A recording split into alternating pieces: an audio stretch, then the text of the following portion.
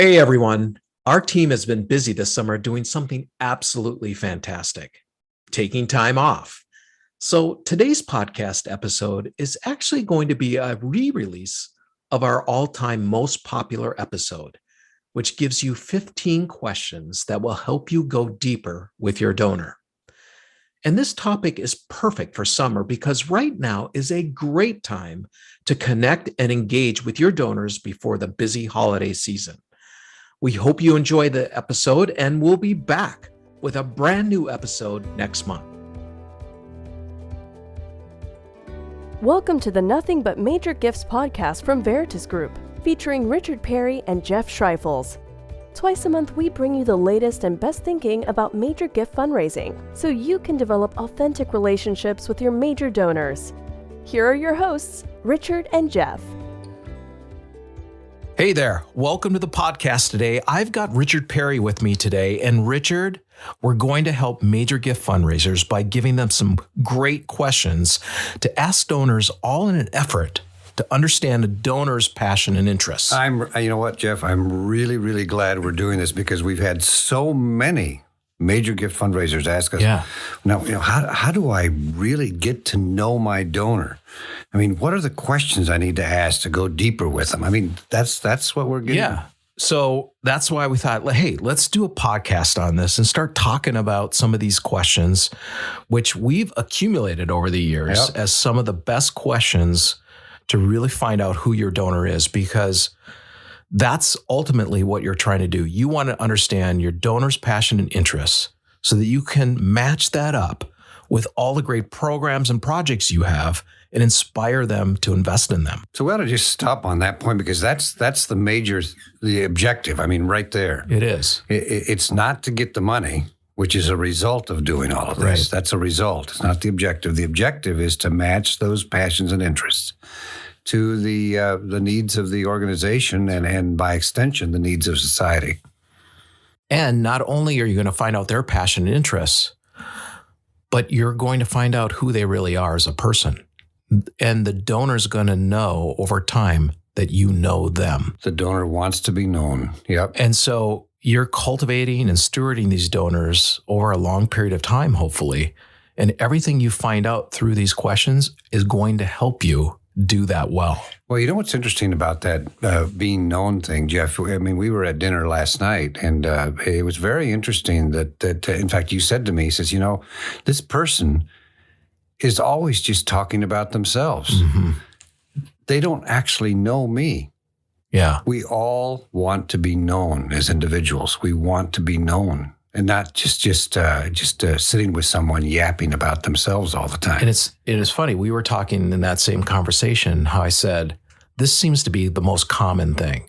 People just want to talk about themselves, but they don't want to know anything about you. Yeah. Or about another person. So one of the deepest things in a human being is to be known. Yeah. And so if you get nothing else out of this podcast, know that your donor, your caseload donor, wants to be known. Exactly. And actually, if you can know them, that's you're way down the line in terms of having a successful relationship with them. Because you're going to gain their trust. Exactly. And that is what you're trying to do. Yeah, exactly. Yeah. All right. Well, let's get into these questions. There's 15 of them. So number one, here's the first question. You're asking this of the donor. Hey, you've been giving X amount over the last X number of years. This has been very generous. What is it that we're specifically doing that you get excited about? So there's a couple of things that are really interesting about that question. What are we specifically doing that you're excited about? And why are you excited? Yeah. Those are the two things. Because that's going to reveal to you, okay, you're really interested in that, and why? Well, there's so many managers that we've talked to and authority figures, they say, well, you don't need to know specifics like that. I mean, come on, Jeff. What you need to know is that they just love the organization. No, there's something specific that they're interested in. So that's important to figure that out. All right. Next question. You've been giving to this particular program, so whatever program that is, of ours for many years. Why are you so passionate about that? Yeah. I mean, it's the same kind of thing as the first question, but Why are you passionate? So, for instance, I remember the story, and I've told it many times, of the very, very kind of conservative, very tight, closed accountant who broke down at the rescue mission when he met the drug addict. Yeah. That the MGO had set that meeting up. Yeah. He met the drug addict. Why was he passionate and interested in the drug addict? Because his own son had taken his life, had overdosed on drugs 8 months earlier. Yeah. And had trouble with drugs. And so he was trying to redeem the situation. That's why he was passionate. That was the driver. Yeah. Now, you've got to uncover these things as you're going along. What's the donor interested in? So here's another question. You give to many charities. Why is ours so important to you? I mean, to get that knowledge is great. It's great. Yeah. Because then you might say, or the donor could say, well, because of XYZ, I love you most. Or, well, you guys are down my list, and here's why. And here's why I give it to these other charities because of XYZ. So Well, you and find often- out a whole And oftentimes that being down the list is about how you're treating them, Exactly. not as much as to like they love them, the other charities more than you. Right. You're just not as attentive. Yep. How about this one? When you give to our organization, what is your hope and expectation of that gift? Oh, that's a big one, isn't it? That's a huge one. Yeah. You I mean- want a donor to be able to voice that. Well, I expect this and this and this. So you have that information, but then you can go, I'm going to go above and beyond that, because you always want to exceed an expectation of a donor. Yeah, and a donor's likely to say, well, I mean, generally they're going to say, I really have an expectation that my giving is going to make a difference. So Yeah. if you're not telling them that they made a difference, you're going to actually not meet their expectation. But how many donors actually have an MGO say that to them? Oh, I know. The donors we've talked to, they've never had that kind of conversation. I know. I mean, that would be surprising to me if I gave a gift to somebody and they said, now, Richard, what do you want to get out of this? Yeah. I mean, Like- you wouldn't say it that way. Well, no, but I mean, as a donor, you do expect some kind of payback. Now, Yeah. so those might be harsh and commercial words, Right. but you want some kind of return from that gift. If nothing more than you want to see something good done, Yeah. or you want to be valued as well as a donor. I mean, Yeah. So those are, here's another one. At what point in your life did your personal philanthropy become important to you? And what do you want to accomplish with it? And has it changed over the years? Yeah. That's such a great question, because then the donor then reveals to you their history. I grew up in a wealthy family, or I started obtaining wealth as I grew in my business, and I knew I had to do something with it. But you get that story, and that's what's so important. And Yes. then you can see if they'll tell you their progression. Well, I started out, I was just giving here and there, and then I realized, hey, this is what I'm really passionate about, and that's why I give to you. Exactly. And so that's very important all to that know is that good stuff. How about this one? Yeah. What is your preference in how I communicate with you? That's big, because that's something we don't listen to, I feel. Well, we don't ask. No. So, I'm just going to add you to direct mail, and then that's it. or I'm going to visit you all the time, and the donor does not want you to visit. And that's why you want to find out, well, how do they best like to be communicated? Well, email. Well, that's perfect to know. Yeah, or like we experienced several weeks ago, the donor that just preferred to communicate via text. Yes. Text, and that donor's texting at like a little after midnight. Yeah. Now, so that whole story is so intriguing to me, Jeff, because A, what's the communication preference? It's not face to face. Right. It's not the phone. It's not email. It's text. So Right. that's the first thing. Second thing is the guy's texting a little after midnight. Yeah. So what is that? I mean, the MGOs texting back and they're talking I back know. and forth. And then the whole thing results in a $200,000 gift via text. Yeah. So here's an example of a meaningful connection, obviously, Yeah. through text not a face-to-face visit, but a meaningful connection nonetheless, Right. resulting in a $200,000 gift. That's why we're so not into this whole metric. Well, you got to do face-to-face. They got to be 25 a month, and it's ridiculous. It's ridiculous. And so it's very important to be asking that question. What's your preference and how do I communicate with you? Here's another one that fits into this is how would you best like updates on the impact of your giving Wow. is having through our organization. So Yeah. that's just gold if you can find that out, because as you know, if you want to do well, you'll do what they say, but then you'll want to exceed all of that. Yeah, this whole thing about giving the updates on impact how often, what level of detail do you want to have? Yeah. I mean, it's important to ask that question. Here's one. You've been interested in our program for many years, and you've given generously toward that. Besides your giving, would you like to be involved with us in other ways? So Volunteering, at governance. least asking the donor, Yeah. do you want a deeper relationship besides your donations? Do you want, how would you like to be involved?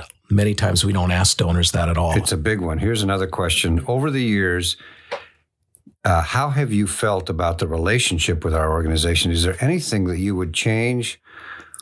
What could we improve upon? So, I mean, this is such a critical question, Jeff, because how many people, how many MGOs or how many organizations are actually asking They're not. the whole customer service, donor service question? Right. They're not.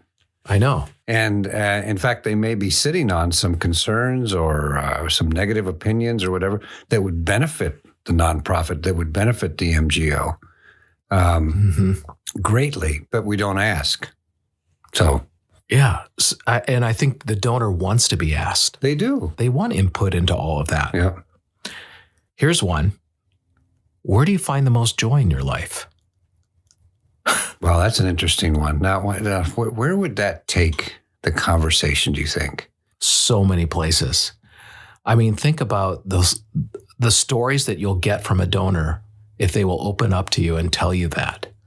And then because I'm assuming you're an MGO who's very curious, you'll have all kinds of follow-up questions to take the conversation to a new place. Because it'll eventually come back around to, you find joy in this, and so you've been giving to us. What kind of joy does that bring? It gives you huge clues as a major gift officer. It gives you huge clues as to how do you then relate to this Exactly. donor? And what kind of content do you send them? And what kind of information? And Exactly. Yeah. Okay, here's another one.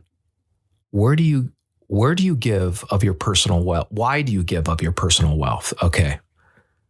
So that just gives you another story of why they feel like they need to give.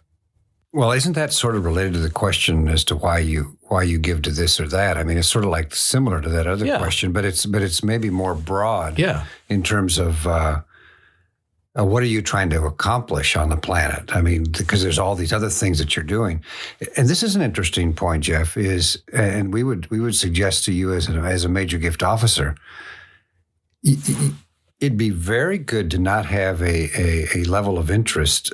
It would be very good to have a level of interest in the other things that the donor is giving to that are not related to your organization. Exactly. And expressing joy and support about that, instead of just like, well, you know what, donor, all I'm interested in is what you're doing with us, and I don't really care about anything else. Well, then you're basically saying you don't care what they're doing. Right.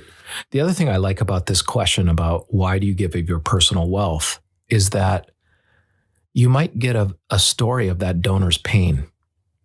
Mm-hmm.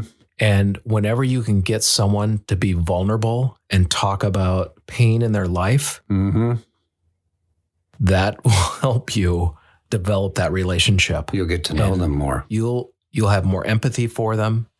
That's just what you want. Yes. Here's a good one. When did you first hear about our organization, and what prompted you to make that first gift? This is very, very important intelligence in terms of even how you're marketing your organization. Like in answer to the, like, how did you first hear about our organization? We'll give you clues about like donor acquisition programs. Yeah. What kind of information you're putting out in the public square so that, what's working, what's not working.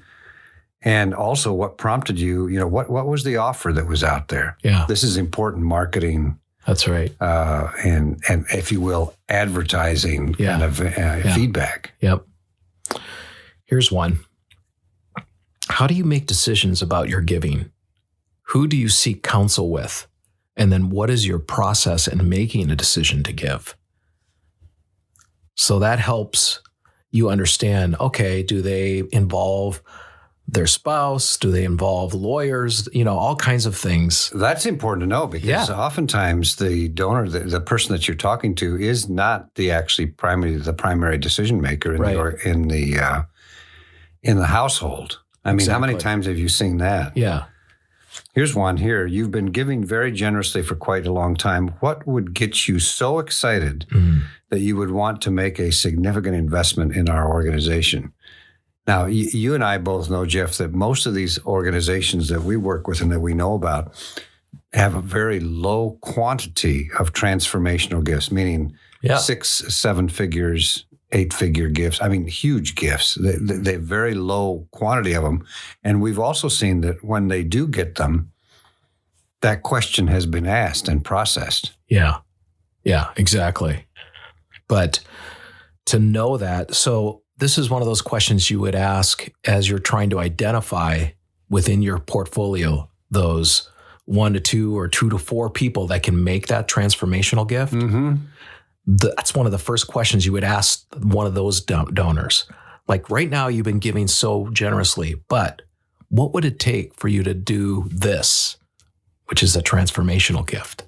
That's and we've had experience with people actually answering that question. I mean, they basically say, well, if you had, and they basically prescribe, if you do all these things, then I could do that. Exactly. So that's a very important question. And then the last question. Last question is this, and I think this is good. Tell me about the best experience you had giving a gift and what made it so good for you. Mm-hmm. I mean, that then gives you all kinds of clues for what the donor expects, why them giving, why it was so good, and the experience, so that you can do better. Well, like what happened in the receiving process, what happened in the thank you process, what happened in the follow-up process, what happened in the reporting back process. That's all like important information to get. Yeah, it is. I mean, I remember your story of the oil man in Texas who had such a bad experience in one situation. Yeah. And he had a lot of wealth. And then he had a really good experience in terms of how he was treated, which caused him to give millions and millions and millions of dollars. It's amazing. I mean, the switch from one to the other was just unbelievable. And it just had to do with treatment. Yeah, I kept thinking as he was telling me the story, gosh, if I were a director of development for a nonprofit, this would be the best information I could get. Exactly. Here's a donor telling me how he wants to be treated, and how he doesn't want to be treated. I mean, it's critical. That's what stuff. You want. I know, exactly. Well, these are those 15 questions. And you know what? If you are wondering, like, gosh, what was that question number 8? This actually was a great blog post that was we did. Uh-huh. So you can go to veritasgroup.com and click on the blog link and you can type in 15 questions to go deeper. Just all that, and you'll get this blog post and it'll have a list by list. And we also want to offer you a free white paper as well. And you can go to veritasgroup.com, hit on the download link, and the white paper is called How to Get Meetings with Donors. Yeah, it's a great white paper. Once you get the meeting, then you can start asking these these 15 questions. So thank you for joining us on the podcast, and we'll see you next time. Thanks. Thank you for joining us for the Nothing But Major Gifts podcast from Veritas Group. Richard and Jeff also write an ongoing blog that you can subscribe to for free at veritasgroup.com. Please join us again next time.